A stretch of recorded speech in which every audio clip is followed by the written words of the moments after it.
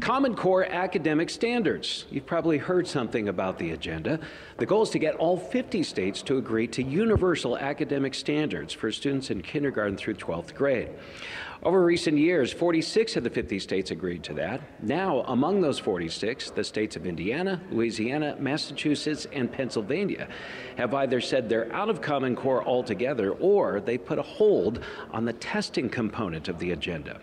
Even as recently as yesterday, New York Governor Andrew Cuomo said in his state, it's time to rethink the testing consortium. Here at the state capitol in Boise, a joint session of the House and Senate Education Committee, they're hearing from a panel of experts on Common Core. We talked to some folks in the audience to see if their questions were asked and if they were answered. The questions themselves, there weren't any questions that seemed to be in support of Common Core, which I guess that's to be expected. But anyways, a lot of good criticisms raised. My wife and I have some concerns about some of the logic that the superintendent used there, but I guess the overall sense that I have is that, this distinction between the standards and the curriculum. People in favor of the Common Core seem to say, the standards are set, but we get to choose the curriculum. Well, the curriculum is set. If you have to, perform so well in these standards, and obviously you have to teach your children to be able to perform those standards. And not to mention that teacher pay is tied to student performance. Converting $20 million this year just to professional development for the Common Core and SBAC. That's $20 million. It could be spent on teacher retention. Biggest reason why teachers leave the profession after 5 years is teacher pay.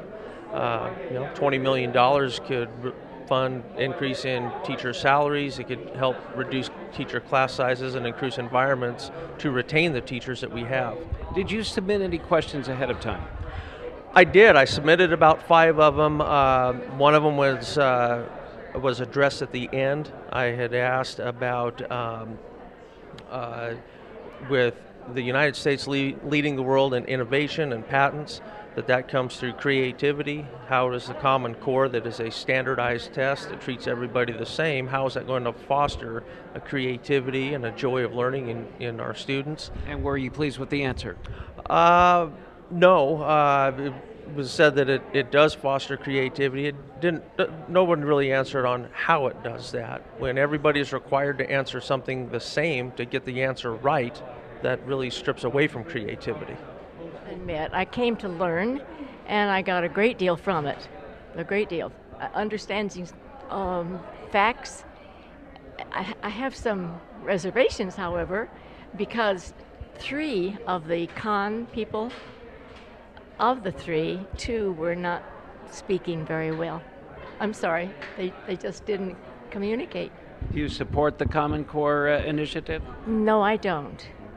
And I don't know that I can do any better than say that, because these people who were opposing it were well informed. Would you say is the main concern you have about the Common Core initiative? It's buying it's buying a sack full of something that hasn't been opened up. We don't know what's in it. It's what we call in the South a bag. It's a pick and a poke is what we used to say. Don't know what's in the bag.